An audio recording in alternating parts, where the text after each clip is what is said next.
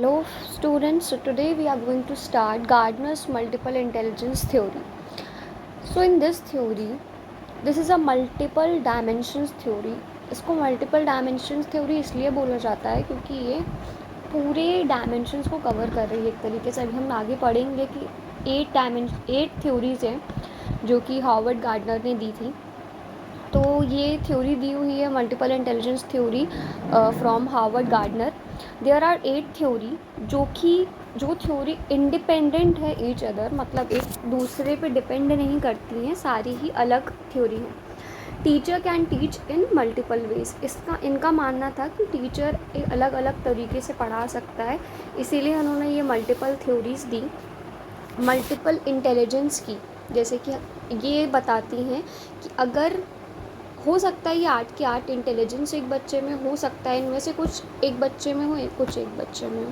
वैसा ज़रूरी भी नहीं है कि सारे के सारे इंटेलिजेंस थ्योरी एक बच्चे में होनी चाहिए या नहीं. तो सबसे पहले हम बात करते हैं लिंग्विस्टिक इंटेलिजेंस की. Production and use of language, एक तरीके से लैंग्वेज को प्रोड्यूस करना, वर्ड्स को रिसाइट करना. जिस पर्सन के वर्ड बहुत ज़्यादा वैकैब अच्छी होगी जिसको हम वर्ड स्मार्ट बोल सकते हैं, जो रीडिंग, हियरिंग, स्पीकिंग, राइटिंग या डिबेट में अच्छा होगा. जैसे कि अगर मैं एग्जांपल से बात करती हूँ, रविंद्रनाथ टैगोर या स्वामी विवेकानंद एक बेस्ट एग्जांपल है जिनके पास लिंग्विस्टिक इंटेलिजेंस थी. सेकेंड हम बात करते हैं लॉजिकल मैथमेटिकल इंटेलिजेंस. वो इंटेलिजेंस है जो साइंटिफिक थिंकिंग ज़्यादा रखता हो, जो प्रॉब्लम सॉल्विंग में अच्छा हो, जो लॉजिकली और क्रिटिकली सोचता हो. तो उसे हम बोलते हैं लॉजिकल मैथमेटिकल इंटेलिजेंस. तो इसमें हम सबसे पहले ये बात करते हैं कि इसमें आ सकते हैं जैसे रामानुजन जो एक मैथमेटिशियन थे. इसमें साइंटिस्ट आ सकते हैं.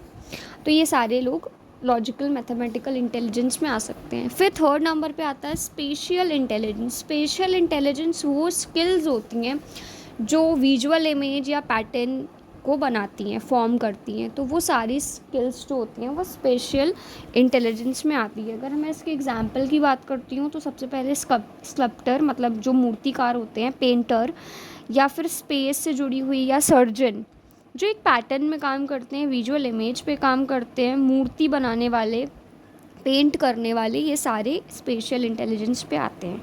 फिर फोर्थ इसमें इन्होंने इंटेलिजेंस दी थी म्यूज़िकल इंटेलिजेंस, जिसके पास म्यूज़िकल रिदम पैटर्न की बहुत अच्छी sensitivity to musical rhythm and pattern, जो प्रोड्यूस कर पाए, क्रिएट कर पाए, मैनिपुलेट कर पाए म्यूज़िकल पैटर्न को. जैसे कि इसका एक बहुत अच्छा एग्जांपल है लता मंगेशकर. अब हम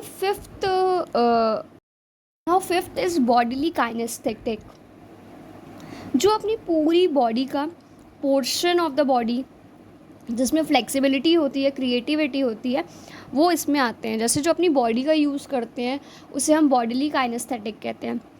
जैसे कि एग्जांपल डांसर, एक्टर जो सच मूव्स करते हैं तो उनके पास ये इंटेलिजेंस होती है. अब है इंटरपर्सनल इंटेलिजेंस. इंटरपर्सनल से क्या समझते हैं हम? जो इंटरपर्सनल मतलब जो अंडरस्टैंड करते हैं फीलिंग दूसरों की.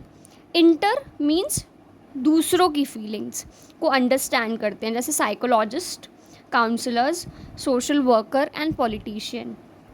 Now seventh is intrapersonal. Intra means self. तो इंट्रा का मतलब जब सेल्फ होता है, मतलब जब लोग सेल्फ अंडरस्टैंड करते हैं थॉट्स को, फीलिंग को, सेल्फ मोटिवेट करते हैं, मीनिंग ऑफ लाइफ जिन्हें समझ में आ जाता है, खुद के ऊपर खुद की सेल्फ अंडरस्टैंडिंग, सेल्फ अवेयरनेस होती है, उसे हम इंट्रापर्सनल कहते हैं. एग्जाम्पल यहाँ पर मैं दे सकती हूँ संदीप माहेश्वरी, या फिर सदगुरु, या फिर बुद्धा जिन्होंने एनलाइटमेंट ली थी.